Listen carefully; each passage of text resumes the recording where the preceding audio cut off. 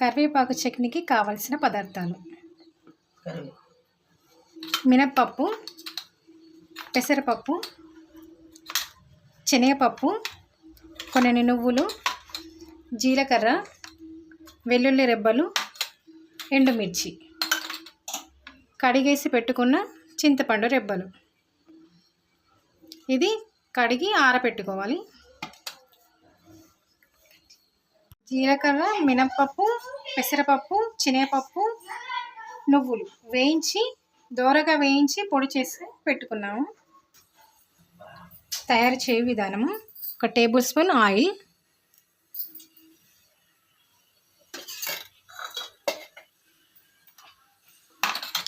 ఎండుమిర్చి కొంచెం వేయించుకొని పక్కకు తీసి పెట్టుకోవాలి.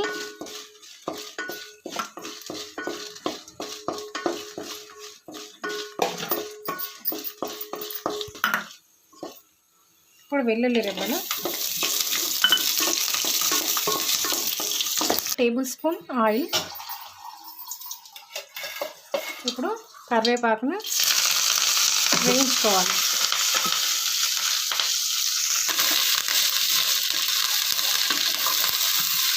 వరకు వేయించాలి.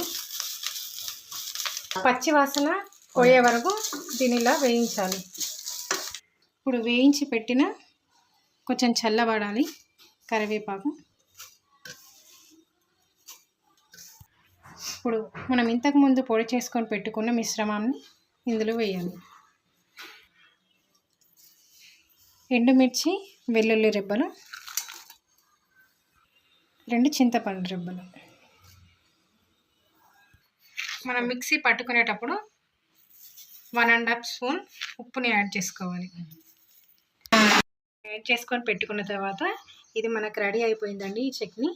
ఇది మన బాడీలో ఐరన్ తక్కువగా ఉందనుకోండి, ఇది ఎంతగానో ఉపయోగపడుతుంది. అదేవిధంగా మన హెయిర్ తొందరగా గ్రోతింగ్ కావాలనుకున్నా, బ్లాక్గా ఉండాలనుకున్నా కానీ ఇది ఎంతోగానో ఉపయోగపడుతుంది. పిల్లలకు చాలా మంచిదండి ఇది.